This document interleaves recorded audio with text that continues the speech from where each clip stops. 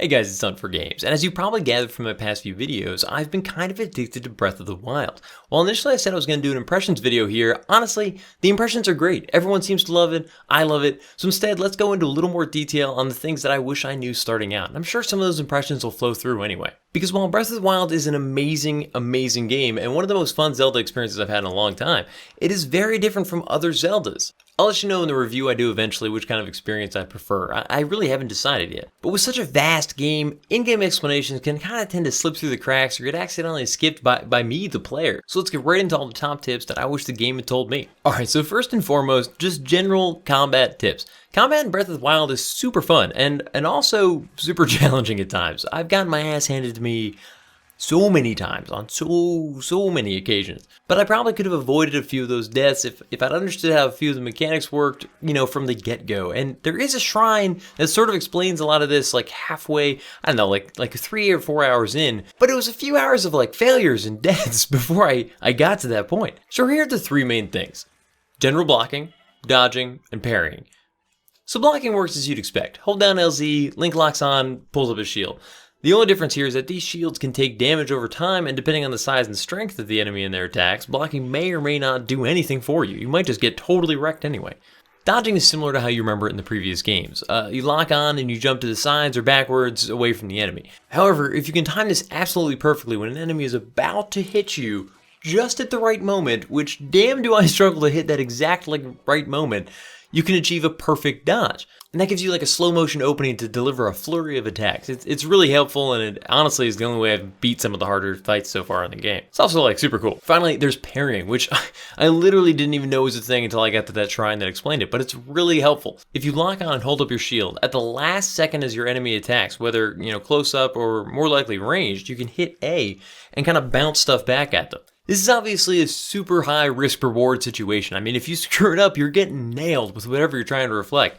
But also, when you achieve it, it just feels awesome. And it's one of the easier ways to beat some of the harder things in the game. So it's a huge game changer, and I wish I knew about it sooner. Next is kind of an obvious one, but you don't have to fight everything. This is not like the old days where chopping down grass will guarantee you some slingshot pellets and fresh arrows when you run out of stuff. And you will run out of stuff fast, including that nice new sword you picked up. That's only going to last you a handful of fights. My point is that I fought a camp of Boboklins. Boboklin? I don't even know if that's the right way to say it. It took 6 fire arrows, 3 regular arrows, and a nice spear that I just picked up in the last fight I engaged in. Guess what my reward was? 5 fire arrows. I lost 1 net fire arrow during the engagement. Use your items wisely and skip fights. I mean, they're not always worth it. Now, I know it's going to be hard when you see that juicy camp of things. You're like, I can do it. I can take them down. But just think about what you have, but the best way to approach it. I mean, especially, remember that bombs are free. Bombs are always free. Once you unlock them, you can use them as many times as you want once the timer kicks off, which is great. Always remember your bombs. Let me know in the comments what your favorite ways of avoiding fights are, or just ending them super quickly without using too much of Link's equipment. Obviously, when there's a nice big exploding red barrel in the center of everybody, destroy the shit out of that red barrel. But not always the case, so what are the tricks you got?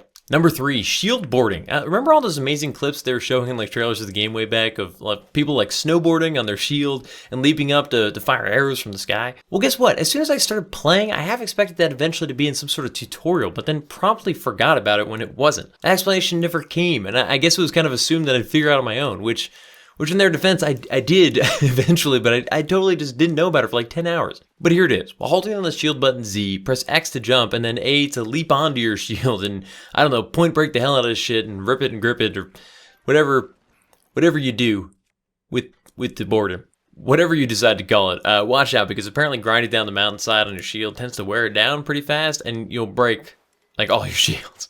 You don't want to find yourself shieldless in a crucial fight because you thought it'd be so cool to just like side into the Boboklin camp like screaming like ah! I don't know why Link doesn't he. Hiya! Hee! Hi! Chi! So on number 4, cooking. Cooking is sweet. Cooking is really awesome and super handy. Although I do wish there was like a batch, make a bunch of food at once option, but I mean, that's splitting hairs. Regardless, when you initially learned to cook, I kind of was like, whatever, I can just pound back a bunch of apples and what's the difference? It's like 3 apples and I'm full health. Well, once you have more than 3 hearts and start needing some of those additional benefits like heat or cold protection or even defense or like speed boost, I mean, the food becomes a godsend. Plus, you get more hearts for your buck, and literally more bucks too. I mean, some of the cooked dishes cost way more than the ingredients ever would have. So try it out. Just keep messing with stuff until you get good dishes. I mean, even if it's absolutely awful and the game is like, that is disgusting, I'm putting out a disgusting pile of crap, it's still like 3 hearts worth of crap. So that's not bad. Finally, throwing weapons. I didn't realize you could throw weapons as like a weapon until like 3 hours in, and that seems so dumb, but I just didn't really realize you could like charge up and like really hurt somebody with it. I know, I'm stupid. If you hold down R and charge it, you can throw anything you're holding. Now, realistically, spears do better in this department than like a club, but if you're close enough, anything will work. Now, pretty much everything besides some of those awesome boomerangs are going to break instantly when thrown. So be aware of that. Don't expect that amazing spear you just threw at that Bobaklin to be like waiting for you stuck in his chest once he's dead. Now, that thing's gone. But the attacks are usually pretty strong and can be a great final move for a weapon that's like literally near the breaking point. You're like, one last... Do it up. Anyways, guys, that's it for my initial tips of Breath of the Wild. Let me know in the comments if you found these helpful or you thought they was stupid and obvious and I'm just an idiot for not knowing this stuff from the get-go. Also, let me know in the comments any tips you think that I missed that are like super crucial, just general gameplay stuff. I mean, literally, I'm still looking for this stuff for myself. If they're all cool enough and I think they're like really helping me, I'll probably make another one of these to follow up and be like, this were the suggestions people gave to me, and obviously stuff that I find out as I continue to play. With such a large game, you could probably go on for hours with just helpful thoughts. I mean, I could literally do like 5 of these. Hope you guys are enjoying Breath of the Wild, and tell me if there are any Zelda videos, you'd like to see just in general. I love this series, I love these games, so I wouldn't mind making more videos about, like Legend of Zelda in general. I have a feeling that once this is finished, I'm really going to want to play Ocarina of Time, but we'll see. I've played it so many times, but I just love that game. Anyways, as always, thanks you guys for sticking around, and I'll see you guys next time. As always, guys, thanks for watching. If you haven't already, you should totally think about subscribing. I've got videos coming out twice a week, and if you like this one, there's at least a chance you'll like some of the others that are very similar to this, so live dangerously. Let me know what you guys thought about the video in the comments, and other videos you'd like to see. And finally, follow me on Twitter, Instagram, and Huntin for Games to keep up with all the latest stuff. See ya!